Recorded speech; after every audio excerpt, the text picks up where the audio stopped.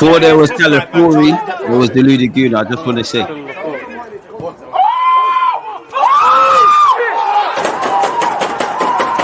People deluded, I'm back again. Come on, Ian, bro. Come on.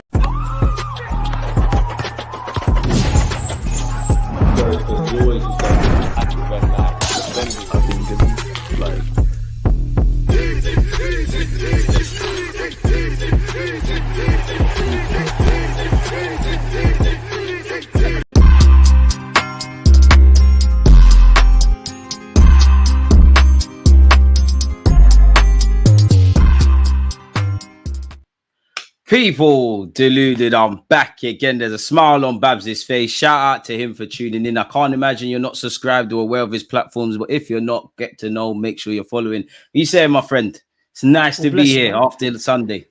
Of course. Appreciate the invite as always. I don't know why I'm so tired, but man's here. I'm happy as well, of course. After it was a decent performance, you know, it was a good, proud performance. It wasn't the best result in the end of it. We could have got better, but end of the day, look, I think I see that as a psychological victory, and I feel like I've seen enough to say this is the year. What do you mean by? I actually wanted to ask you about off the field, but we'll get into that. What do you mean by a psychological victory? I feel like, you know, coming out of that ground, seeing how emotional their players were and how they responded in the media, and, you know, just seeing Haaland got to Arteta that way as well. If a team wasn't threatened in one way or another, they wouldn't have reacted that way. And I've seen them in the past, little bros. You know, this wasn't little broing us. And look, we're at their ground, up against 10 men, and they couldn't score against us for nearly 97 minutes towards the end of it. It took them the last few shots. Even that, for example, if I think Gabriel blocks that or Raya makes a save there, he nearly saves the shot anyways after that. Courageous effort from the boys. We were this close. And I feel like that was the Man City players realising, okay, cool, these guys will not make it easy for us. And I'm not falling into the traps either. I see a lot of fans talking about how Arsenal need to play more expansive and fall into traps, but we're not going to fall for the bait, bro. Why will we make things easier for you? Why not play to our strength instead? Our strength is defensively. We're strong, we're resolute, we're organised. And if you want to play towards that, then you have to hold that. You're bang on the money, man. And, you know, if you go back to the Wenger days where I love Arsene Wenger, but we refuse to kind of change the way we play or mitigate against, you know, being open defensively. Our top 6 record during the Emirates era prior to Arteta was, you know, to say it was appalling is probably even too big of a word to discuss. But, you know, for me, I'm like you. I mean, I like being hated. We're Arsenal Football Club. I know us fans were very quick to talk about injustices and lack of consistencies and goalposts being moved in relation to how narratives are being written. But if we wasn't a threat, or if people truly in their heart didn't believe that there's something special going on at Arsenal Football Club, they wouldn't say a word. Now, whether that correlates to winning trophies is another thing. And I must admit, I was a bit not shocked, because I expect it. All the best footballers are the bad losers. But kind of piggy banking of what you said there, I couldn't fathom the kind of fallout with the City players. I'm not calling it Man City anymore. It's the Real Housewives of Manchester. You know, you had Akanji, Bernardo Silva. To be fair, I didn't see a comment from Haaland, but there was a bunch of them. Why do you think they've come out and spoken like that? Like, why do you think they're so rattled? Because they've done it several times. We haven't won a Premier League trophy. They've done the treble. Some of them have done 100 points, etc. So while I think we're more competitive and we've gone from being bullied to now being the bullies, surely they're doing a bit too much. They are, but they've seen little bro get bigger year after year after year. Little bro's bigger than, you know, big bro now. The height difference is come. It's the same now. Gym. And you can't. Yeah, and I think it's like, okay, wow, these guys are actually here now. You know, like last year we were closer, and that was, I think, the proper, like, okay, 89 points final day of the season. But going to the Etihad, we weren't able to pose as much of an attacking threat. In this game, look, let's be completely real. If the game was 11v11, I had a lot of confidence that Arsenal win and become the first side to beat City at the Etihad since November 2022. So even with 10 men, we were this close, you know, this close. And I think that was a realization for these guys that, okay, this is the deal. You know, these guys are going to cause us a lot of issues this year. And if we're causing that problem to Man City, imagine the other sides we play, because Man City is the best side in the league apart from Arsenal, right? Other sides are not as good as that. So if Arsenal want to shut up shop and we decide that we're not conceding a goal, we're not going to concede a goal. And it's annoying for me because, especially Akanji's comments when he said, oh, they're happy with a draw. I have never spoken to Mikel Arteta or the players. I don't think anyone's happy with a draw, considering the fact that we came from behind. We was leading. As you said, you know, we conceded in the dying embers of the game. And in general, I don't think we set up to draw. I think we want to win every game. I just think it's sour grapes from people like Akanji. It don't really make sense. Again, from a footballing point of view, I guess it's Pep Guardiola's the goal, innit, really. But they had no answers for us, whether it was 10 against 11 or 11v11. I I think they started off well. When we settled and got those 2 goals, it looked like a very good period, which brings me to a certain point. Now, I'm sure you've probably exhausted yourself speaking about it. Do you think there's a lack of consistency with how Arsenal are refed? Because Michael Oliver's done a madness again. I feel like the biggest inconsistency is the kicking the ball away and getting yellow cards. You know, we've seen like in the past penalties and red cards and stuff, but I think last year, if I'm right in saying, we didn't have a single red card.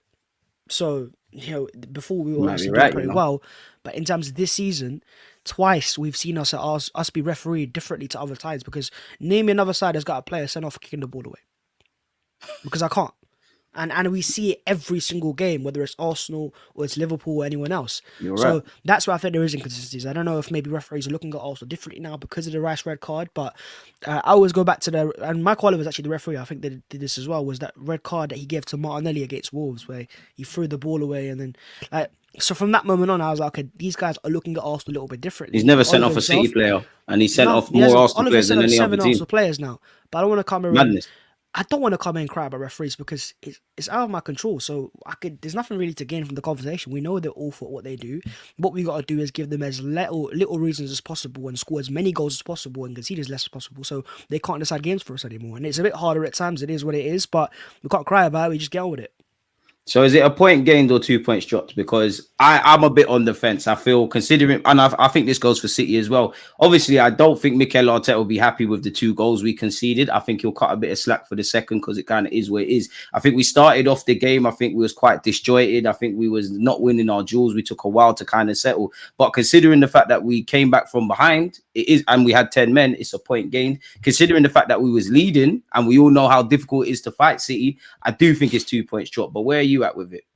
On the day, it was 2 points dropped because we were ahead and we were this close to getting the win. So we dropped the 2 points at the end of it. 13 seconds, if you can survive for the extra few seconds or so, you leave with 3 points, and probably our most historic victory in the last 10 years, in the league at least. But in the grandest scheme of things, it will be a point gain. And I say that because I'd say it's 2 points gain, not just a point on the field, on the field, but off the field as well. Seeing how they reacted after that, even after the draw, seeing the 4-time champions celebrate a draw at home like that. Careful, we're the only ones that celebrate a draw. If you flip the scenario around, we saw it last year with the 0-0, but forget that as well. If it was at the Emirates Stadium and we've gone against either City or whoever it is, and we've played against 10 men for 45 minutes, made next to nothing, seeing our centre backs take shot after shot after shot, and scored like a last minute equaliser from a deflected shot. If Arsenal fans celebrate that, the whole world would be going, why they're celebrating. This is why they're not champions. But I think City are getting the benefit of that because they have been champions in the past. But I've not seen them this rattled before. I've not seen them this emotional before. I've not seen Pep kick their chairs like that, after we scored that one of the goals. I've not seen Bernardo Silva come out and start crying about their ex. He's a bitch. I'm just going to say it. Of course you miss Liverpool. Of course you miss Liverpool, bro. I mean, the day they won the title, you slapped them 4-0. Because that's what Liverpool were like. They would open up for you guys. We're not going to open for you. We're not naive. It doesn't make sense to do that, bro. We're not stupid. Football learns. We're learning from Liverpool's mistakes. It's the reason why they won one title out of all the titles they could have won. They were an amazing side. They got a lot of points, but against City at times they were naive. Mikel Arteta is not naive, and if my manager can become as complete as it gets, and we've seen he can coach a high press. Even in this game, I think there's a point with 10 men where we tried to high press. We can coach a very aggressive high press, but if our defensive resolution is our strength, why not play to that? Why not go to Gabriel and Saliba and Calafiori and Timber when you've got one of the best back fours in world football and use that to your advantage and make things harder for you guys? Furthermore, I don't want to hear this whole style of play thing because the best side in world football who've got 14 Champions Leagues came to your ground and copied our style of play and parked the bus. But no one talked about that when it worked. And Carlo actually said he used that. Well, sources came out from Madrid that they used Arteta as a reference. I don't want to hear it, man. I don't want to hear it. What City want is they want to... This is all bait. That's what it is. They're trying to bait Arsenal out because they realise that if they don't bait Arsenal out, they ain't going to score, bro. We're the immovable object.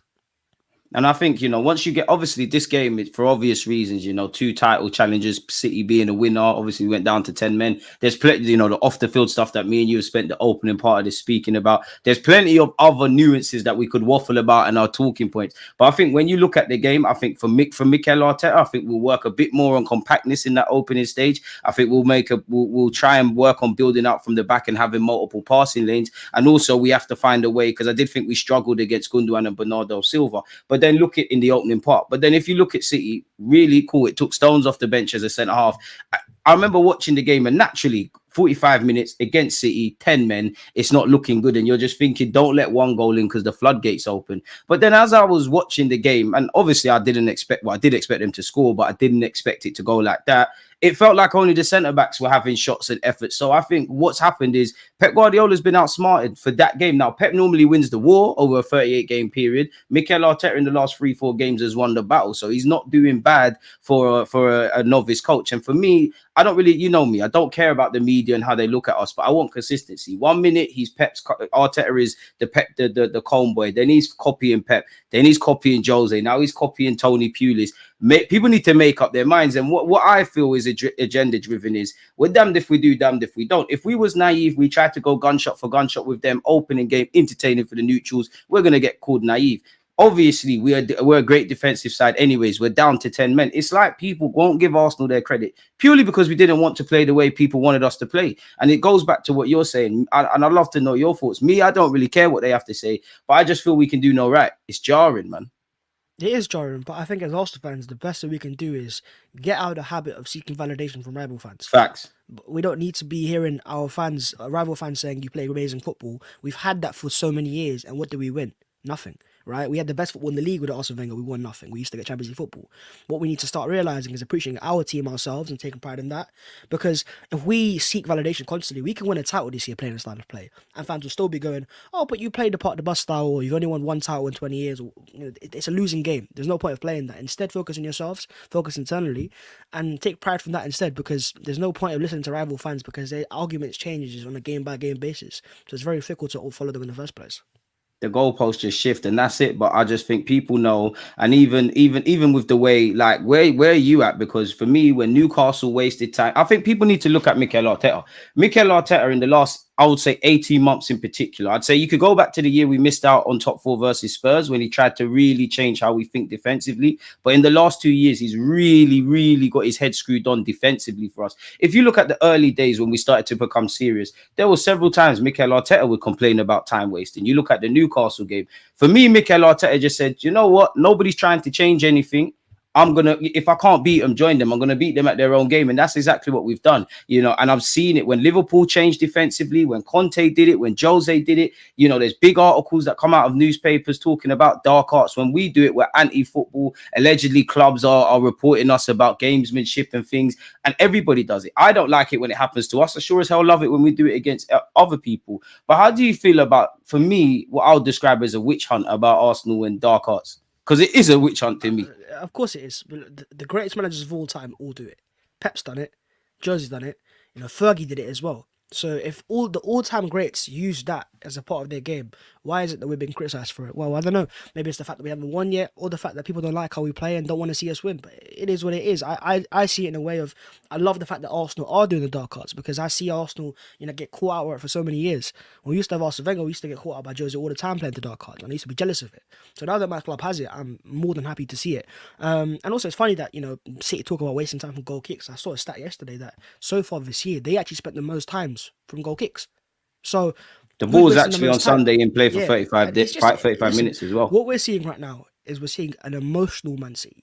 And when they're emotional and they're not stoic, it's exactly what you want them. You don't want them to be nice, calm, cool, and collected. You want them like this, hot-headed and emotional, because they're going to make mistakes. And the reason why I take more confidence in Arsenal winning the title now is watching that City game again. I see how vulnerable the defence was when we had 11 men. And I'm saying that, having seen them concede goals early in the season as well, I think they're more susceptible than ever before. And look, they've lost Rodri as well on an ACL injury, makes them even weaker. So I've seen enough of them to go, look, you are not a side that I believe are better than Arsenal this season. You'll score goals, and Haaland will score some amazing goals, and you'll have games where he scores 3 or 4 goals in a game and everyone's going to gas him up.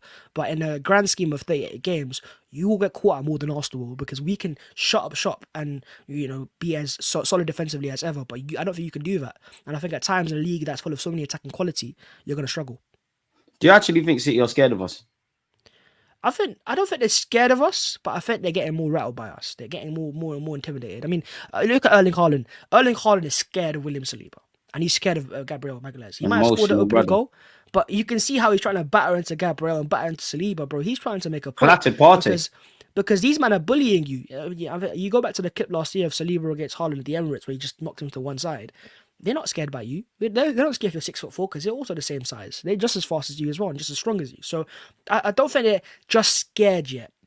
But getting to the stage now where they're very annoyed and they're rattled because they realise that we're not going to make things easy for them. We're going to play to their weaknesses, not to their strengths. You know, maybe in the past Liverpool have done that, but we're not going to be naive like that because Mikel's worked for your club. He knows where you excel and where you struggle at. And we're going to play to your weaknesses and try to hit you and get results. Because against City, that's all that matters. We're not here to implement our style of play. We've done that. We did it, 22-23, where we lost 3-1 at the Emirates Stadium. We had 60% possession. Was that the one where Bernardo Silva took a tumble?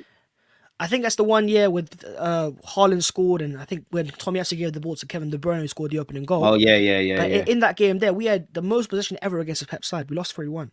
So, well done. You know, we did everything on paper right, but we lost the game.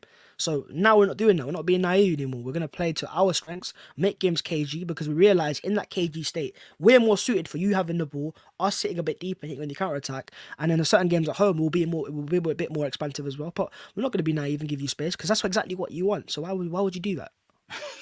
You're right. Like, it doesn't, to me, it doesn't make sense. And, you know, I can never diss Pep Guardiola. I'm sure Mikel Arteta will do well if he's even mentioned in the same realm as him by the time he gets to this stage in his career as Pep Guardiola. But I do know if Mikel Arteta played somebody 4 times and could not find the way to win, the narratives would be very different. So I think there's something in that to be said. Do you think we've poked a bear? Because I only ask you that because I actually feel City are rattled, but this could also give them a kick up the bum, because I think both teams feel like it's us against the world. You know, City feel, you know, like you said, that, you know, the little bros are getting bigger. They think that we're the new kids on the block. They've obviously got 115 charges. Pep Guardiola's potentially leaving. They're rattled now. For Arsenal, I think we're vexed that we never won that. We feel a bit of injustice because of the referees. I don't think the players or the manager listen to the outside noise, but they don't live in a bubble, so there's that. So I think this could give both teams a boost, but where would you be with that? I see it as the opposite. I think they've poked us, you know, throwing the ball at Gabriel's head. And running away. Coward. Holland's a coward. I like shit. Have we angered Man City? Yeah, but what I see, if you look at any of the post-match interviews of the Arsenal players and City players, the Arsenal players are a lot more stoic. They're more calmer. They're going, okay, cool. You know, we didn't get the 3 points, but you know, we're going to move forward. We're disappointed about the result. Wait to the Emirates. They're all crying about circumstances out of their control. Referee this. Style of play that. You know, who sounds more like champions there? The stoic side or the they sound like side. children. And that's what I'm saying. I wish he was like Liverpool. In the past, they haven't been like that. You know, in the past, Pep's very quiet and when he's cold and stone hard, we know that's when he's the most dangerous. Right now, they're emotional, and yeah, they might get them a few points, but when they're emotional, they're going to attack more as well. It's going to open more space defensively. They're going to be less concentrated as well. So I think for me, it was more impressive how Arsenal responded, and seeing Gabriel speak after the game and about, you know, how you bring it to the Emirates Stadium, but not in an angry, emotional way. Just in a like, cool, we'll see what happens in the Emirates Stadium. I'm not scared of poking the bear anymore, because I think my team can go toe-to-toe now. We can go and win most of our games again. We can go in those runs City can go in as well. So we don't have the Champions League experience, but in the Premier League, we're just as experienced now. And all we need now is to get over the line, and I think this is the year.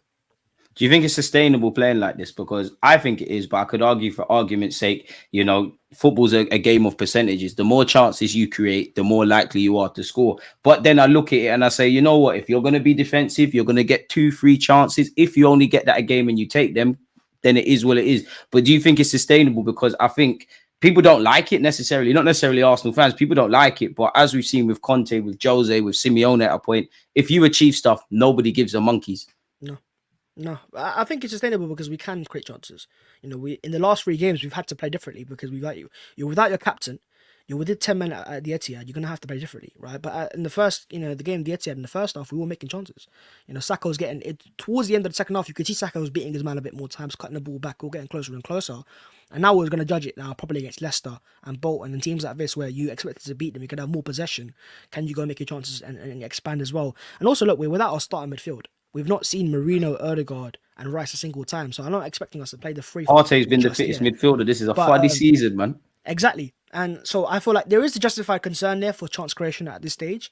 But at the same time, I'm not too concerned because we haven't seen our attacking full flow just yet. And furthermore, we're getting over the line. You know, so the moment we don't get over the line, we'll start questioning it. How much do you believe we can win the league? Because to be fair, anytime I've had you on the channel, you said we can win the league. I'm sure, you know, you're not going to get too excited beyond the obvious on Sunday. But as you said, I won't say we've seen a different side of Arsenal, but I think we kind of have. How confident are you about winning the league title? Very confident, very confident. I think I've always said at the start of the year this was our year, but seeing that performance against City was enough for me to go, this is the year. Because I've seen an Arsenal side bring a City that I've not seen before, but also stick in the game as well. You know, in the past, if we remember that game at Anfield, I think where we lost that 4-5-1. We had Tavares a left back, and we were on a decent run When he against. passed the ball At the back time. to he passed the ball to Yeah, Jota. yeah, and at that time, I What a remember guy. hearing that City fans or Liverpool fans saying, "Oh my God, you angered us. Anfield's alive," and they walked all over us. I feel like we're at a stage now we can anger Anfield, we can anger the Etihad, and still get on with it. I'd I think say it's almost irrelevant the away grounds. yeah, Like I can't be a good naive. Of we're a good course, side now. yeah. And Like in of the course, these past, away things make a difference. in But the you're past, right. I'd always be scared of Arsenal players getting other players' faces because I don't want to anger these guys. But now I'm thinking you should anger us now. Because if you anger us, we're going to be a far more dangerous side. Because we've got a bigger point to prove. City have won the title 4 times in a row. And at one point, as much as you talk about them having experience, it's going to cost them in terms of motivation. Because they're going to go, well, we've done it 4 times, They're not going to have that same drive as Arsenal have. We're trying to win your first. And when you're trying to win your first and you've got the extra drive now, We haven't you eaten. got City players questioning your mentality at the end of last season. You come into the Etihad for a draw and all that type of stuff. They don't forget that, man. And Mikel won't forget that. We've seen it in the past in all the documentaries. He uses that to get into their minds. And we do so many little things right, the fine margins, that I think this is the year. And they are rattled, man, because Haaland is going for Mikel Arteta. I love Mikel Arteta, but if there's someone he can accuse or it's someone he can't accuse of lacking humility, it can't be Mikel Arteta. Respectfully to Arteta, all he does is glaze City and sing their praises. So I'm not sure what Haaland was about there. He's also trying to bully young Lewis Skelly, and I think he needs to sort his head out. I think you're right, and especially in the sense of motivation. I think for the biggest positive and negative with Arsenal for me is these last 3 games: Atalanta, Spurs, and City, all away from home. Granted, we only won 1 of them and 2 good draws, but people are looking at the depth. As you know now, we're in that territory where every game is people are going to write, maybe even me in my YouTube title videos, it's, game of the season, we have to win it or whatever. And we've come through that. So I think we've shown, even against Villa, where we were, let's be honest, we was terrible, but we got away with it. So there's that sort of medium that can carry us over a 38-game period. The only issue, and it's also a negative and a positive, I don't think we're at full flow yet. Forget injuries, which are obviously a factor. I don't think we're anywhere near our best. So that gives me a lot of hope. But it's genuinely we'll have to see mode, man. I want to, we've been talking about a lot of things that are connected to the game, but in relation to the City game, man, Calafiori, what did you make of him? Dream debut or first start there? Yeah. Fantastic, because of his goal was obviously sensational, but I think for me it was his composure. When he's pressed on, by a City player, he's able to just play out of it. And I think on the Cannon podcast, George says he's a maverick, and he's right, because he's the type of player that could give your team tempo from left back as well. So if we start passing around the back and we get a bit passive, if you get Calafiori the ball, he won't want to pass around the back. He wants to burst forwards and make things happen. And I think that's exactly what this Arsenal team need, is an injection of pace at times, or something special. And we saw it against Atalanta as well, coming off the bench. He's got this ability to just all his cameos, really. Give. He's aggressive in his play. And it gives his team pace, and it gives his team tempo, and it brings his team alive as well. And so that's why I feel like he's going to have a massive impact this season. And I think actually Timber's been fine at left back for sure, but having a natural left footer there who excels a bit more there is exactly what we need. And also it helps Ben White on the right hand side, because look, before this game, Ben White was injured. If this was last season and we have no Yuri and Timber, does Mikel Arteta bench Ben White? No, he'll have to play him for an injury. And so it's good to have options on both sides again. We haven't even talked about Tomiyasu. Normally Tomiyasu is a big talking point when he's going to return, but no one cares. I miss him, but he's not. Because right now we've got Calafiori and Timber in there, and it's massively improved our defense as well. So I think he was fantastic. I think he's very aggressive. I also think defensively he needs to learn how to hold that back at times. But it's his first league game up against a very, very high quality winger. He got caught out 1 or 2 times, fair enough. But apart from that, I think he grew into the game defensively as well. I don't remember him being beaten in the second half, and I think he's going to grow into it. I like his character more than anything. Even going after the game in your first game, you'll give it an interview. And English is not your first language, but he's confident in himself, going, you know what, man's gonna talk. I've scored a goal, I've banged it, top into the Etihad. Well, I can talk. I can have an interview as well, and I feel like he'll develop into a key character this season, and I'm very excited to see him start more games. The one thing I give Calafiori beyond the obvious, piggybacking of what you said, is it feels like he's always been here. Like, again, when he's come off the bench primarily, he's looked to make things happen. I want to say Aston Villa with Emi Martinez. I could be wrong, but he came off the bench. He's already getting into handbags. As you said, against City, Salvinho probably could have done better in some incidences, but he did very well. Do you believe that Calafiori and Timber are first choice fullbacks now? Does Ben White have some competition? Some would say Ben White ain't been at it this year. Yeah, I feel like it's a threat. On the right hand side, I think, look, left back, for example, Ben White's not in the conversation because obviously Calafiori is Yeah. in that. And Timber can play that at times as well. But on the right hand side, I think with Timber's ability on the ball and composure defensively as well, Ben White's always been good defensively. I wouldn't say he's world class defensively. Timber has the ability to become world class defensively against, Doku, who's a top wide forward. We didn't see him do anything in this game. Is he? He And doesn't so turn up against anyone that's I 25 feel or so, like, man. yeah, and so exactly. And I think on the right hand side, you'll see Yuri and Timber threat Ben White massively. He's a massive threat to him, sorry. And so I feel like at times will rotate, and that's perfectly fine. I don't want to see Ben White starting every game either. And at times you can see the Ben White struggling when there's games that you can just see he's not at full strength. So let him recover properly. Give him a few games on the bench. Let Yuri and Timber play in it. And in certain games where Timber's tired, you can play Ben White as well. So I think on the right hand side, for the first time in a long time, we've got 2 right backs that can start, and I think it's amazing. I think, like somebody in the chat said, it's horses for courses, man. Like, obviously, I do think Arsenal fans, we talk about depth and we praise depth, but we're new to this. Everyone that isn't out the side, that's why I purposely asked you that. Everyone who starts or doesn't start, the one who's on the bench, your days are numbered, you're done out here, you're not going to play. But then we talk about depth. And one thing that I wouldn't say worries me, but obviously I read Mikel Arteta's post-match comments. We know Benjamin White struggled with an injury before the game. He basically said in an ideal world he didn't want to play him. As you said, Tomiyasu's out. Mikel Arteta's had his press conference. He still says Zinchenko's out. Timber is still coming back from an ACL, and what a 7 days it's been for him. And Calafiori also had a cramp. So imagine that, we've got fantastic depth, but it's still being tested. It could have been a lot worse in that regards. I want to kind of go back to the league title conversation, because I think against the top 6, with the exception last year, for me personally, Chelsea at Stamford Bridge and Spurs away, I guess we took the lead at Anfield, but we didn't win. I don't think the top 6 games are a problem. Now, I don't know if we'll go unbeaten against the top 6 again. I hope so. But then you could argue it's the smaller games. It's the West Ham's at home. It's the twice against Fulham. It's the Aston Villas, so on and so forth. Is that where you get nerves in relation to the title race? I think most of our issues came in the first half of last year. And that's when Havertz and Rice were coming into the side. Havertz hadn't found his role as a striker just yet, and Rice was obviously playing as a 6. We don't have that concern anymore because Havertz plays up front. And Havertz up front is a different animal to him in midfield. So if we can just have him starting more games up front, we're naturally going to win more games regardless. And the best example, Aston Villa away. He started up front, Arsenal won the game. It wasn't because of Havertz, but the fact is that we're better with Kai up front than he is in midfield. And so I feel like naturally Arsenal are just a more confirmed side. They know exactly what they are. They know exactly who's going to play where. And stronger with Timber and Calafiori as well. We've not seen Mourinho either. So Mourinho could take us the extra few 5 points anyways. And we're not talking Arsenal needs to go up 10 points here. We're talking from 89 probably to 95, which is still a massive jump. And that depends on how City do as well. So for me, I feel like, this side here is more complete than ever before. And I think compared to last year, they're going to win more points as well because the players know where to be. They've built more chemistry as well. And it's surprising that you talk about Calafiori because, it does feel like he's been there for a long time. It doesn't feel like that was his debut. It felt like he'd played in that side for a long, long time. And it's because our recruitment is getting to the stage now where, we're signing players that can adapt straight away. And it's all about the little fine margins. And I think we're going to see the same thing with Mourinho as well. You touched on it there, yeah. Obviously you're not a fortune teller. Like me and you could be back making content in a few weeks or whatever, and we're saying something different. But what's the points tally you're looking at?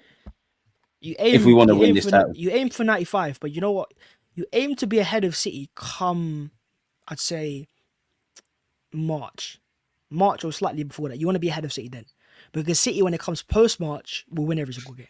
Different gear, yeah. As long as you're ahead of them there, and have enough of a margin there, you win the title. So it could be 89 points again, but as long as you're ahead of City, because they'll match you when it comes to that stage of the season. But so, I think points is obviously very important. I've always said 95 points and beyond that, and that's amazing if we can get that. But at the same time, I think what's more important now is just to be ahead of City come a certain stage of the season, and then just get ourselves over the line. Because City will win most of their games come post-March.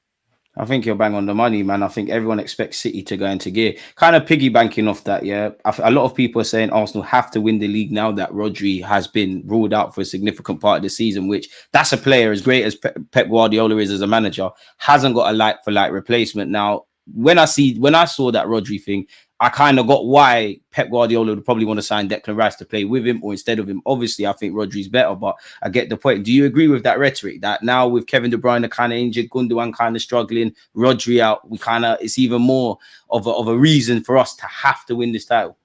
Yeah, it was the same case regardless. For me, even if KDB was fit and Rodri was fit, my goal was to win the title. And I wanted us to really win the title this year. So for me, it was a must regardless because of how far we've come. But it helps us for sure, man. You know, and we've seen it in the past where Arsenal, Saliba got injured, you know, in 2023, and you said Liverpool as well in 2021, where Van Dijk got injured as well. You've seen these teams get cost by those injuries. So I'm not saying it's good to see City get players injured, especially Rodri specifically, but we're gonna see how they survive with it. And they made a personal choice not to have a backup six there. They let go of Calvin Phillips. They signed a backup there. They'll probably sign someone in January now. So that's a personal choice they have to deal with. If Arsenal, let's just say, touch wood, Saka got injured, right? And we didn't have right wing replacement, right? That would be our fault because we hadn't signed someone to back him up. So it's on Man City now where you can't blame them for the injury, but you can blame them for not being prepared for it. And so I feel like, for me, it is a must, you know, because Arsenal have the ability to go and do it. I agree with you, man. What are you saying for Martinelli? Because prior to the game, he was 0017, which is crazy. You know, me and you were very quick to talk about Mudryk and Sancho and all of these. Anthony, in fact, he's not even worth it. He's crap. All of these other wingers. I personally think Martinelli is, I think personally we've gone beyond it being a confidence issue. Obviously, probably is lacking confidence in front of goal. But for me, I don't believe that because he's still playing relatively well, especially in these last three games. He's still doing the right things. He's still getting in positions. I personally think it's a case of, I don't know what you do. I don't know if you need to call Thierry Henry or Dennis Bergkamp or Ian Wright. It's just about refining yourself of how to take chances, when to take chances, and the quality required. But obviously, the assist for Martinelli, it's one of those where you probably didn't expect Calafiori to smash it in, but he did get an assist. And I don't think anyone could take it away from Martinelli. He's a big game player. The same goes against Spurs. But what did you make of him in that game? What have you made of his form? And what do you make of it going forward, especially because you've got Raheem Sterling in the mix now?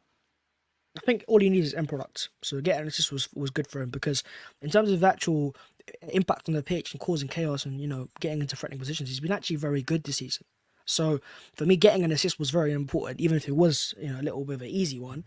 And I think what he needs now is a few goals because he's a player who's clearly lacking confidence and instinct in front of goals. He's not a player who's lacking the ability to impact of games.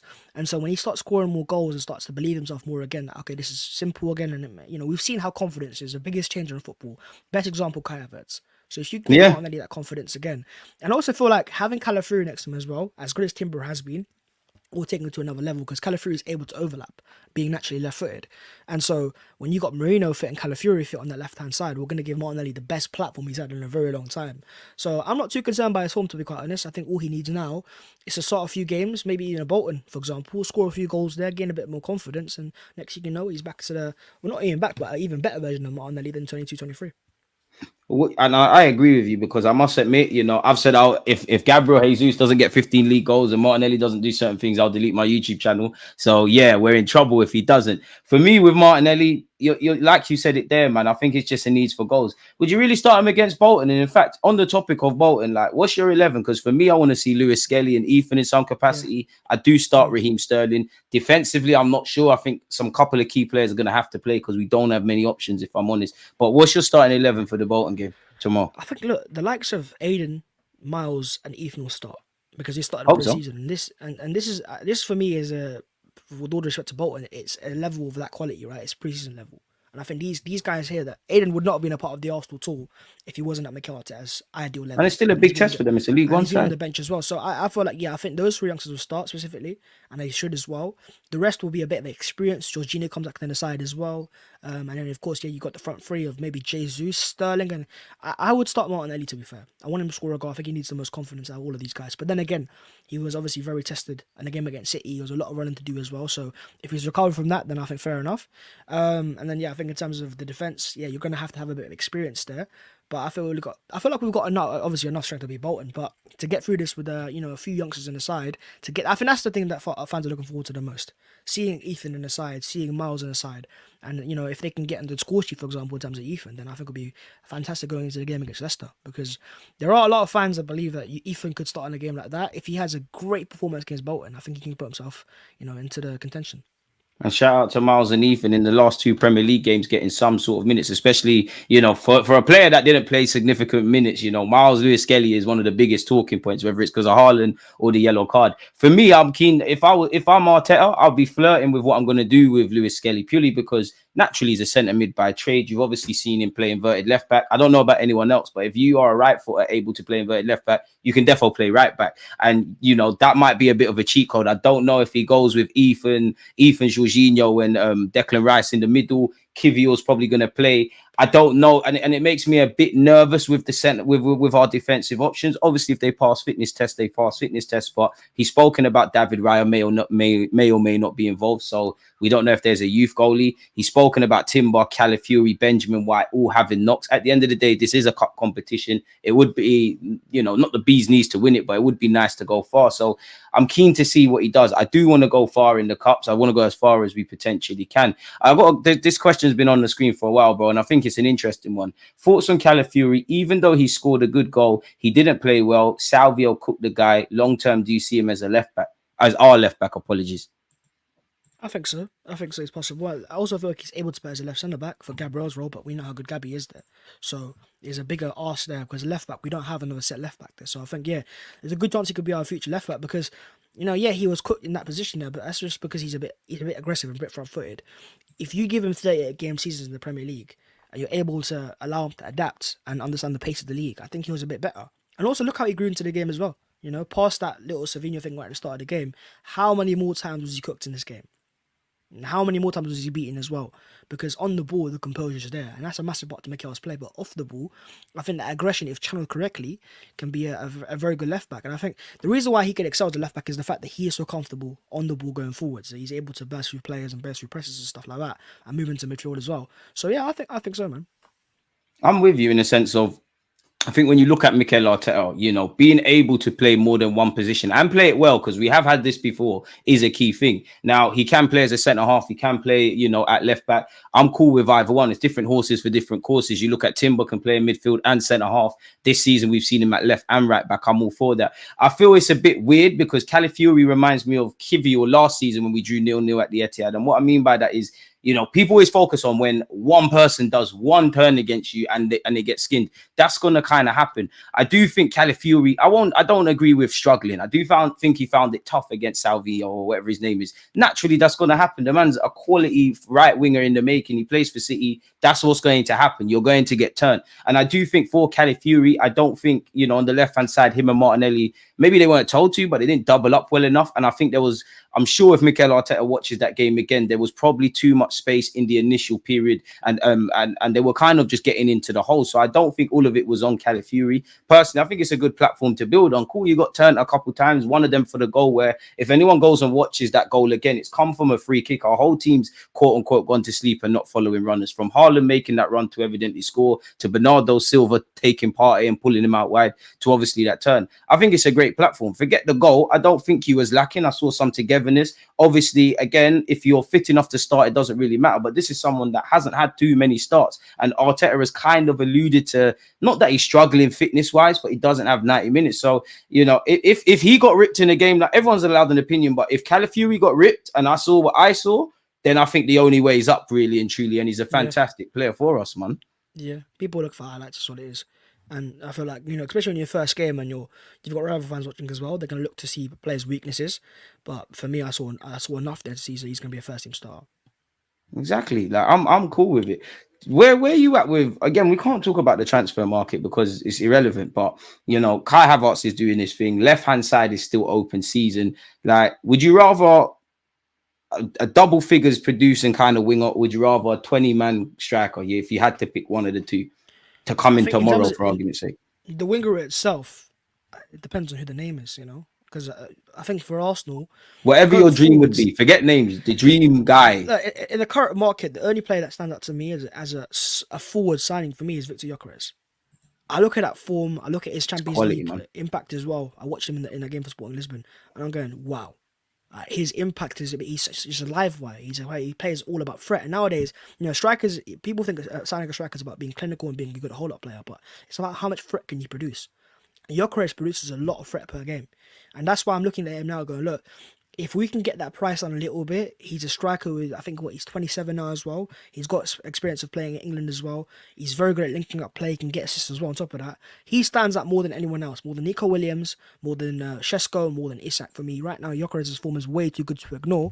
And I think the quality of the player there is there as well. And I feel like coming from Portugal, we have seen those players come in the past in the Premier and do well. You know, you look at Bruno Fernandes at Man United, Ruben Dias at Man City, Bernardo Silva. I think to be fair, came from Monaco, but there's enough players that have come from Portugal and come straight into the league and thrive straight away. So, you know, for right now, if I could sign a forward, for me, Victor Gyökeres is looking very, very tasty.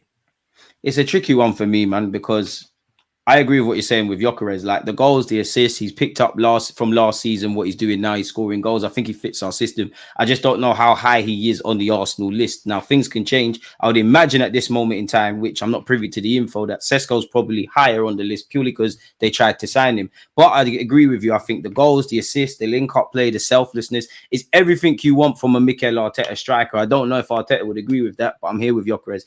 But for me, without getting into names, I must admit, if you was bringing me a winger that puts up the numbers that Bukayo Saka does, I'm cool with that because, again, it kind of mimics what Liverpool have. Obviously, Kai Havertz is not Firmino, but you've got Kai Havertz who can chip in, don't really have to have the burden of scoring, and you've got two great wide men. What do you make of Raheem Sterling signing? I don't think I actually got to speak to you when we done it. Like, what have you made of the loan signing, considering Edu said it's not something we plan to do?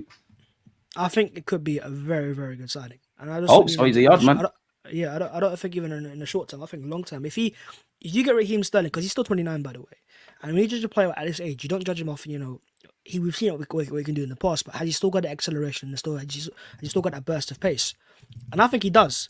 And so for me, I'm looking at him going, look, if you get him into form, you get him into the side on the right and the left hand side. He's a threat to Gabriel Martinelli, and he could be a first team left forward. Right now, because of the games that we've had, you can't throw him in. Atalanta and games like that, but his for first example, start comes Bolton tomorrow, man. and Leicester and these games here, I think you're going to see him come into the starting lineup potentially, especially for Bolton. And if he plays well against Bolton, maybe against Leicester as well. And it's good to have that there, but because I feel like a fully fit and fire Raheem Sterling will get into the Arsenal side easily and be one of our star players, because we've seen it do it for Man City where they won 4 league titles. So for me, it's a signing that could be very exciting. We haven't seen it so far because of circumstances, but if once we get into the full form, and also knowing that Mikel was the manager that worked alongside him with Pep at Man City to get him to the form, helps him put up them numbers, yeah. So Raheem's issue is decision making in the final third, and Mikel makes it easier for his forwards because he gives them limited options at times. And so I think Raheem needs that environment, and if you get him into the starting 11, then I think we can see him thrive. Where are you at with Gabriel Jesus? Could he potentially be a left winger? Is it kind of last chance saloon for you with Gabriel Jesus, especially because like you kind of need him to stay fit and make the difference? Some say he's been an underwhelming signing. I don't quite agree with that, but I can't disagree with it if it makes sense. I think he's under threat. And if Sterling starts firing, he's even under bigger threat because he's on 290k a week, and that's our second highest earner. Is he giving us that value? You know, is he giving us that value as a starter? Because if you ask Arsenal fans tomorrow, fully fit and start, everyone's firing, who starts? And not many fans will have Gabriel Jesus in the 11 because you got Havertz, you got Saka, you got Martinelli, and even you got Sterling now as well, can play in both. You know, Jesus is the thing that saves him right now is the fact that he's versatile, left and right wing and up front. But so is Sterling. You know, and I don't think Sterling would be taking 290k a week. And I feel like in terms of his impact, in terms of pace and what Arsenal don't have, he offers Arsenal more there as well. So for me, Jesus needs to be careful. He needs to produce at a high level. And at the same time, look, if things don't work out, I think there'll be enough interest come the end of the season to cash in a lot of money there as well. Because let's not forget, before he went to Arsenal, a lot of teams wanted to sign him. Chelsea, Real Madrid made offers as well to try to make him sign him as well. So I think he's under threat because those wages are way too high, and right now he's not offering that value. I think it's a fitness thing for Jesus. I agree with you in that, you've seen how Arteta moves in the chopping block. Sometimes you might not, to us fans, you look at Ramsdale, many people, it's fair to say Raya's done his thing, but at a point, Ramsdale barely put a foot wrong. So you could be doing your job and still be part of the chopping block. I do think Jesus needs to stay fit and everything will fall into place. I think he's a good squad player and I think he's a genuine option on the left-hand side. But as you said, he needs to start showing stuff because you're on big money. And I do believe, I love Gabriel Jesus in the squad. I like Tomiyasu. I don't really like Zinchenko in these cities away, Aston Villa away, Atalanta away, games he didn't play in. But I'm not his harshest critic. But where I'm kind of getting to the stage of being done with you is because for all your ability or versatility, the best thing you can do is be fit. Now, I'll never kill a footballer for being injured. As you know, it happens. But it seems like you lot are frequent offenders and we can't rely on stuff like even Tommy, you've been injured before a ball's even been kicked. To be fair to the others, they've been about. So it is kind of jarring. I'm not quite sure what this question means on screen. Do you think he's doing the same thing to Ramsdale as he did to Ben White? I'm not sure what that means, my guy, or the context behind that. the context probably is that with Ramsdale, when he dropped him for Raya, it was like, oh, these guys are going to compete, and they never did compete. And I think he's maybe saying, had he dropped Ben White, and said he's injured, and just dropped him because he actually wants to play Timber instead? I don't think so, because as a goalkeeper, you can't rotate. There's less games to rotate. As a right back, in an intense schedule, there are more. You don't games play to around with rotate. your defense, man, if you can help it. Yeah, and Ben White's been a part of the side for a long time. I do think now he's under the most threat than ever before, because you've got a high quality player that can play there, but rightly so. I don't want him to have every single first teamer, nice and comfortable. I want you to be. He reacted when Timber first signed, so he's calm. I want to see the best. I want to see the best of you. If I get the Ben White at the end of last season, then I'm not going to take him out of the side. But if I don't get the Ben White and he does at times struggle, then I've got you're in Timber there as well. And that's what it's all about. It's competition. Like you said, it's competition, and like you just have to look at City. They've had Akanji, Ake's been there, Diaz was there. Once upon a time, Laporte was there. If you want to play, you're doing your job. It's like some Arsenal fans will sit there and say, "Don't sign a striker because we've got Kai Havertz." I don't care about that. I love Kai Havertz. If Kai Havertz keeps doing what he's doing, it doesn't matter if you sign a prime Ronaldo. Like, you're not necessarily, obviously exaggeration, but you're not necessarily going to lose your spot. We need a squad, and this is what we're the realm we're finally getting into. With the exception, like what Bav said, of a goalie. Like I think anyone that understands football knows Mikel Arteta was lying with that Raya and Ramsdale stuff about rotating keepers. I think he's a smart man, so I can't say he did this, but he probably downplayed the noise around that. And I don't think there's a coincidence in, as the season went on, you saw Raya improve. Now it's everybody shut up about Ramsdale. You can see Raya's quality. He looks an even more confident keeper, and he's playing even better. Personally, though, nothing to do with Raya. I don't really want to see Raya anymore. I think we're seeing too many Hollywood saves from Raya game in, game out. Last season, we were defending so well by default. Raya was our lowest rated keeper. I just want to be waffling about his passes. I don't really want to see my keeper doing what he's doing, but keep it up in that regard. What was I going to ask you? So far this season, who's been the most underwhelming player and the best player for Arsenal? For you anyways. Most underwhelming. I think the best player is a goalkeeper for sure. I think that's very easy because he's That's fair with Raya. And the saves he's made. Underwhelming. Who have I got as an option? I'm trying to think who comes to mind for underwhelming, because I can't really think of many players that have underwhelmed me. Martinelli, you could say, because he ain't scored a goal. Don't cop out, man. Give us a name. But I've seen it implement, his impact on games as well. So underwhelming.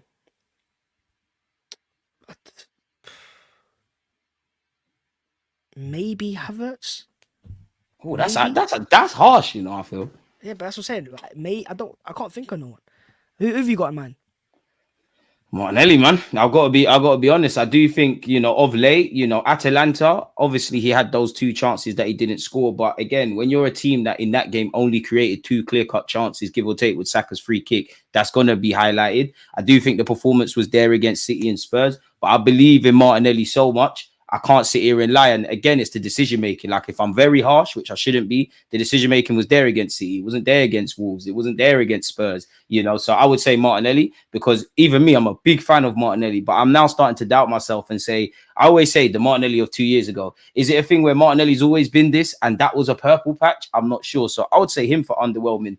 Player of the season so far. Some people would have said Big Gabriel up until this last round of fixtures for underwhelming, because people are starting to get onto him. Yeah. My player of the season, I'd say David Raya. I'd say David Raya. I would say so far David Raya. I did think his positioning for Haaland's goal could have been better, along with everybody else's. But Raya's bailed from minute 1 of the Premier League season. I think Raya's bailed us out a lot. So I'd give it to Raya. If he was to press me for an outfield player, I'll probably say between Saliba, Saka, Kai Havertz. I know Saka ain't been amazing, but like he free kick, corner or not, he's still got an assist. He's still producing the goods.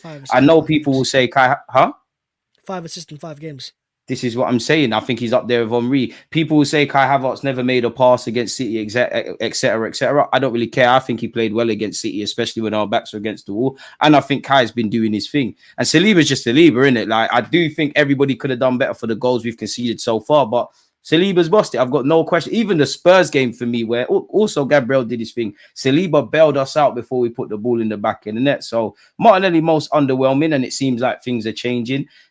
Player of the season so far for me, I'll give it Raya, man, because he's done what a keeper's supposed to do, bro. So it's a techie one, man. How do you feel about we got Leicester on the weekend? We saying for Leicester, because Leicester or not, Mr. Jamie Vardy. Yeah, but we're at home, and I think at home at times we need to be careful because we get emotional in times. Obviously, we get caught out. But with the strength that we have and the start the Leicester have made as well, I'm fairly confident. I actually want to see who starts as the right number 8 because Trossard, does his suspension go into the Carabao Cup? That's what I wanted to know as well, because then we kind of get away with it. If it doesn't, then obviously it's not an option against Leicester. I think it does, but I'm actually not sure. I'll be honest, I don't know. Yeah, because I want to see if he gives Ethan a chance. I think that's the thing that Arsenal fans are looking forward to the most now in these next run of games that are very winnable. Is does he implement a youngster? Maybe not from the start, but off the bench at times and using him as an impact sub. Because so far Ethan's not been used. He come off the bench against Spurs, but he wasn't like an impact sub, someone to change the game. It was like see the game out. I want to see him in a game state where maybe it's 1-1, it's locked, we need a goal. Bring Ethan on so he can provide a moment of magic straight away. Because I think this is his best chance to break into this Arsenal first team and have a stake there. Because when Odegaard returns, of course he takes that role straight away. But if Ethan has played even a few games in that time, then Mikel, you see him more as a first team off the bench than just a youngster to be careful with. So yeah, for me, I would say Ethan to start, and we'll see. Obviously, people were on to Odegaard about a lack of performance before he got his injury. And I don't want to ask you about replacing Odegaard, because I think me and you can agree it's a bit like asking City to replace Rodri. You're not going to find someone like for like. It's just a case of finding a plan. But if we look at Declan Rice and Partey, who played behind them, I think it's a mixed bag. I think Rice has been playing catch up, as the man said, in terms of fitness. Yeah. And I do think people are overblowing it. I'm not going to lie to you. I do think Partey is vacating a lot of space and there's a lot of problems. But I think people need to give Partey not necessarily flowers, but I think he's actually playing a lot better than people make out, even against City. Where are you at with the two men in the middle behind Odegaard? Yeah, Uncle Partey is still pulling something out of the bag, man. I'll tell you that. Yeah, man. Uncle's still doing his thing. Uncle's still, he's got something for us still. And I think the point is, look, last year, he was injured for a long period of time, but it's not normal for him to be injured for that long. Yeah, he gets injured, but not for the whole season, basically. And so to have him fit for even 15 games this year will be a plus and an advantage. And in certain games against those deep blocks, we've not seen Arsenal play against him just yet, but in those games, Partey will be very important because he's the most incisive Arsenal passer from deep. And I think that's what we're going to see him against Leicester and co. Because, you look at Leicester and you go, well, what are they going to play? They're not going to play expensive on Arsenal. They've got, who's the manager? The former Forest guy, right? And so we're going to have to play against a deep block, and Thomas Partey's pass is going to be very important in that game. So I still think Uncle's got something for this season, so let's respect our two uncles. You got Georgie and you got Uncle Thomas. Jorginho's going to be in his bag tomorrow. I wanted to ask you as well, first in the Premier League, how do you feel about generally how we play at home and away? And then how do you feel about in Europe? The same thing. I feel like in Europe we play to the occasion too often. So we have the quality to go and beat these sides. But the thing is that when we're away from home, it's like, oh, we're away from Europe. And it's in their heads of, okay, you need to be careful. If we attack too much, these guys can hit us on the counter-attack. It's playing with less fear there. But in the Premier League at home, I think we're too emotional at times. Because you see the players go over to the fans and try to get them going. And I want to see us a bit more stoic, a bit more cold-hearted. And I want to get to the stage. You've really been looking at stoic lifestyle, isn't it? You said that about 4 or 5 times today. That's the way forward, bro. That's the way forward. It is. We've seen it. My heart got broken. I started learning about that. But go on. Yeah, it is, bro. Away from home, though, like we are that character. We're the person that can go there, be calm, cool, and collected, and we're calculated as well. But at home, we are way, way too emotional at times, and that's why we get to the stage where we lose games as well. I want to get to the stage where you look at City and they've not lost a home game since 2022. I want to get to that stage there. I want to make it stats like that where we've not lost at the Emirates for a long, long period of time. But right now, needs to be leveled with Anfield historically. Yeah, we win most games, but we lose the odd one there. I want that to get eradicated, and I think that comes from just being a bit more cool, calm, and collected. I think you're bang on the money. Partey's been inconsistent for me personally. I think everybody generally hasn't played to their best, if we're keeping it honest. Tottenham and City calm, but Atalanta and Brighton was techie. To be fair, Partey was a lot better than the people next to him in the Brighton game. Atalanta, yeah. I hear that, but everybody was kind of underwhelming. Aston Villa, I think Timber inverting was better than the three midfielders, and I think Partey was definitely better than Declan Rice and Odegaard. And as I said, it's a weird one, really, where Partey is concerned. Because if you told me, like for example, if Bab said to me in July, we're gonna have this injury crisis and Partey would be the one fit, I'd say, what you smoking? Let me have some of that, really. But I think Partey is doing his thing in what's going to probably be his last season. I think Jorginho is more likely to get an extension than him. It's kind of harsh, man. Unpopular, but Uncle Thomas was immense for Brighton and City. Fair play, man. The only thing that sucks about the City and Brighton games for me is they're kind of identical in terms of the red cards. Now, don't get it twisted. I think from the moment that red card happened against City, we were switched on. I think the 10 minutes that followed against Brighton, we were kind of temporarily rattled. And I think we was actually rattled for 5-10 minutes after the penalty incident against Atalanta. So there's little isms and schisms we can improve. And I also agree with Babs about what he said about we're too emotional in Europe, whether we play to the occasion, whether it's a culture shock, whether we're new to this is another thing. The Emirates, I must admit, I love playing at the Emirates. I believe we can beat anyone, but like you said there, it's too emotional. Away from home, it's like we're boring in a good way. So I'm with you with that. You knew when you was going to be on this platform, I was going to ask you about a certain former Haaland. He's doing his thing. I have to ask the question: have we made a mistake selling Smith Rowe? Yeah, true. Yeah. I'm gonna stick with Emile though, man. Big up Nelson and Nketiah and the rest of them. But yeah, Smith Rowe's form at Fulham, man. Should we have kept him? There's been a lot of talk that look, if we had kept him and with Odegaard's injury, he would have started more games now. Hindsight's I'm not even sure. I'm not even sure because Smith Rowe thrives on the left hand side, not the right. And yeah, you can see maybe with Saka he'd thrive a bit better, but there's a lot. And playing as a right number 8 for Arsenal requires a lot of pressing as well. Can Emile lead the Arsenal press? There's a lot of those things off the ball because when we're seeing his clips of Fulham, it's all on the ball. And we know he's an amazing player on the ball. But fans need to remember that what makes his Arsenal side so special right now and makes it one of the best in Europe is our off the ball work rate and how intense we are and how aggressive we are. And I think with Emile at times off the ball he's a bit passive. And I think if you put him back into the Arsenal environment, yeah, you give him a run of games on the ball, he'll thrive, and it's great for certain game states against deep blocks. But when it comes to leading our Arsenal press, I don't think he was ever going to be the player. I don't think it's a mistake necessarily. But look, if things work out, we can always go and sign him back, by the way. But there's other profiles in the world, that we can go and get instead as well that are a bit more suited to what we need. But Emile wasn't playing games for Arsenal. It was a best thing for both parties. It's for him to go out and play for Fulham and be a star there, because you can see he's treated like a star there, like a main man there. And deserves that as well. See the way they tweet about him as well. Yeah, is that record signing, bro? If I'm not got their mistaken. first baddie in a while, and they're losing composure. And look, the reality is seeing Reece Nelson do well there as well is nice. Seeing Eddie thrive at Palace, and it just shows that these are players that are playing for very good Premier League sides, solid sides, and good careers for themselves.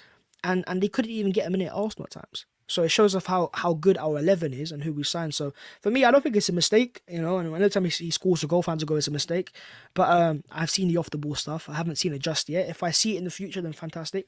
But right now, I'm not saying get fooled by the on-the-ball stuff. I know you can do that. I've seen it before that, right? It's just that the off-the-ball stuff that I hadn't seen before, and that's kind of why Mikel was open to letting him go. I don't think Mikel wanted to see him go, by the way. The thing was like, I want to sell Smith Rowe. It was like, offer came in. Should we take the offer? Yeah, cool, we'll take it. I think you're bang on the money in that regards, man. And I'm happy that this conversation is being had, even though I'm being a bit silly, because this is how I wanted Smith Rowe to play. I want you to thrive and do what you're doing, as you said, to the point where we think, oh, why did we sell him?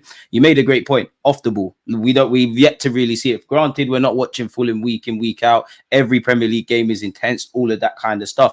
And I would say, yeah, for me, with emotion, I would have kept Smith Rowe, but I would say no, because currently the Smith Rowe we've seen at Fulham, whether it's the goals or whatever they're doing, if we spoke to Fulham fans, and what we would probably see if he was still at the club, it'd be two different Smith Rowe's. Smith Rowe wouldn't have got a run into the team. He would have been given that opportunity around this kind of period when there's been injuries. So he's been allowed to play himself into fitness. Smith Rowe, not that I think Mikel Arteta hasn't given him confidence, but no matter how much your manager rates you, talks you up in the press conference, the best show of confidence is playing games, which you're not necessarily going to get here. You're going to go and get at Fulham. So important. Yeah, exactly. It's very important. It's very important to say as well, like, he's playing good, more freedom at Fulham, because he can go and make mistakes and not be scared to be dropped the next week, because he's not got the same level of competition. Exactly. Playing at Arsenal, and you can see it in the way he's passing now, in the way he's moving freely. At Arsenal, he became so passive and so scared because he realised the moment he gets an 11, it's so limited in the first place. Any mistake and you're out, and so that's why we're seeing a better Smith Rowe at Fulham regardless. And he might have indirectly got some more minutes, but there's no guarantee that if Smith Rowe was at the club, you wouldn't have probably seen what we saw against Atalanta, City, for example, and Spurs, where, Kai's kind of had to do a bit more in midfield, and we've kind of made the difference with Trossard. There's no guarantee that Smith Rowe would have been ahead in the pecking order. I have to ask about Fabio Vieira, who unfortunately is still injured, but he's someone that got more minutes. If it probably did get more minutes, not that much, but then Smith Rowe. Should we have kept him? Could we have kept him? I think Alonso Porter was the best move possible, because I think you sell him to a league where he's played before and their team's played for before as well, so he won't need time to adapt, and just to get him back into form and confidence. He's playing against who's the striker? Was it Samu? What's his name? The one that went to Porto from Atletico. He's got a really techie second name. The one Chelsea tried to buy, innit? It's a mad Mordion, name, that's what it man. is. It's a mad Mordion. one. Someone comment that. It's a Yes, mad one. Samuel Mordion. That's the Yeah, one. there Yeah. you go. There you Yeah. go. That's the And Donny's name. so He I was feel like, decent, yeah, to be fair. yeah, he is. And I feel like, they can build a connection there when Fabio's fit and available. And I think what Mikel's done here is he's putting faith in his youngsters. He's putting faith in Ethan. Because with Fabio gone, it put Ethan automatically in that position there. Because, for example, when Odegaard got injured, I sort of think we would have seen Vieira start in the game like City away, maybe Leicester at He's home, not built as for an it, man. example. Because, but I feel like now with Ethan there, I think he'll get a better chance then. I'm for that as well. I'm for seeing Ethan 1 year get a chance as his first team because I think his quality on his day, when he becomes the player he can be, could be higher than Vieira, could be higher than Smith Rowe. And so if I can give the most minutes Will possible be, at this actually, in my age, opinion. yeah, and so Definitely when I see Fabio. that potential, there, I'm gonna give that the priority. And I think you're bang on the money there. I think we have to slow cook Ethan, but I do think he needs to be exposed. That's why I'm quite bullish about him and Miles starting tomorrow, and it'll be a great opportunity. Like, granted, fans can be a bit snooty, look at Bolton, say, yeah, we should be walking all over them. It's a League One side. For young players that haven't been exposed to proper men's professional football, it's a great test for Lewis Skelly, for Heaven, for Ethan, and all of the rest of it, because you're playing against grown men. And as Arteta has basically said, I know Arteta rates you as a young player when he keeps saying things along the line of, he just simply says, the opportunity is there, grab it. For me, I don't think Arteta rates a player. I think he's got the Wenger and Pep thing. When he gasses you too much, like overdoes it, you're not going to play. And he hasn't done that with either one, really. So I'm quite happy with them, man. My final question for you, Babs, before I let you get out of here. I've just seen that we've been linked with that Duran guy of Aston Villa. You having him? Yes. Duran's a baller. Duran's a techie baller. Could we do it in Jando? Look, I'm not sure if we're going to sign him, but the reason why I say yes is because he's got something that I really crave, and that's that ball striking. That's what Arsenal need. That's a player, for example, in the Champions League would thrive because he wouldn't need chance after chance. He can. I'm not saying he's in the Champions as well, but he's able to go and just produce a moment out of nowhere. And he's also very complete in terms of his hold-up play as well. He causes a lot of issues as well. And I think there's an opportunity there because if you don't sign Duran now, in a couple of years' time, fans will go, okay, we should have signed this guy. Not just Arsenal fans, but most fans that don't get him. Because he's got that just a superpower of striking balls that we've seen. Haaland's got similar as well. With Duran, I've seen it too many times in cameos this season. And even last year, I think there was a cameo against Man City last year, the year before that, and I was like, wow, there's a player. The man's 2021 as well. It's actually quite crazy what it could be. He's growing into it. But when I see players that offer my side things that I don't have, I naturally want them straight away. And if Mikel sees the off the ball work as well, then look, listen, bro, I'll take him in a heartbeat. I would have him as well. The only issue is I don't think Unai Emery and Aston Villa are in a rush to sell him. I think they obviously they're not going to sell him in January. They're trying to achieve what they're trying to achieve. But if we come calling, bro. If we come calling. But how much they're going to ask for, especially the January. Ask for money, but it doesn't have to be in Jan. It could be the summer as well. But ideally, I'd love to. That's right. My club. I would love him, man. There's a couple of players. You know me, Isaac would be my first choice. Isaac is my first choice. Then I'd say Sesko purely because, to my knowledge, that is one striker. Whether it was because of the favourable release clause or whatever. You tried to actually buy them. Like, for all the Gyökeres and Osimhen hype, you actually tried to get Sesko. So there must be a plan. So for me, Isaac be first. Because of what the club tried, Sesko be second. I would love Duran at the carpet, man. Like I must admit, I want the best players from anywhere. I don't care if you can sign them, they're unknown, you sign them for £1 or their household names. But I am starting to believe we might be getting into that scenario, a bit like what Sir Alex Ferguson used to do. Just cherry pick the best, and the dynamics have changed, but cherry pick the best Premier League sides, really. You look at, I'm not saying to sign all of these, but Kudus has been linked with us, Gordon's been linked with us, huh? You might have a certain team going to the Championship and a striker available, so yeah, you never know. I don't think he's welcome around the Emirates no more, black. We'll cherry pick that, man. It's fine, man. We'll make it welcome. I think Saliba and Gabriel will rush him in the training ground, if I'm honest with you. A man said, Mr. anymore. That's true, and you might see him get even more goals. Mr. DG, I can't lie, but Isaac stocks are falling, bro. They probably are. If they're falling, get him on the cheap, man. I wasn't always convinced on Isaac, if I'm honest with you. It's the Newcastle one where I'm like, okay, you've gone from just being a talent. I actually believe you. You wear the number 14. You love scoring against Spurs. These are intangibles that I love at the football club. I hear it, Babs, but I still feel we need a bit more from him. He's a baller, but is he that guy? If you get me, Isaac or Gyökeres are the ones until others step up. I think that I assume that's in relation to Duran. The reality is we aren't at that level until we win the Prem. Being the closest isn't enough. You lot are right, man. But on that though, Babs, it's been an amazing just over an hour with yourself. Hopefully the next time I'm here with you, we're still in spirits. Let people know they can find you, even though they should already know. It's Babs14 on YouTube as per, and I've always said this, avoid the Twitter and stuff like that. But Instagram's nice, TikTok's nice. There's enough platforms there for you guys to watch. So yeah, same name, same content creator. Follow him on everything, including Twitter, man. He's normally getting into the wars with other content creators or other like Twitter people and whatnot. So yeah, man, it's always a good laugh. But Babs, appreciative to have you lot here. You lot smash the like button, subscribe to the platforms, leave a comment after and let us know your thoughts. You lot check out the rest of the content on both our platforms. And for now, people, enjoy what's left of your day, man. Peace.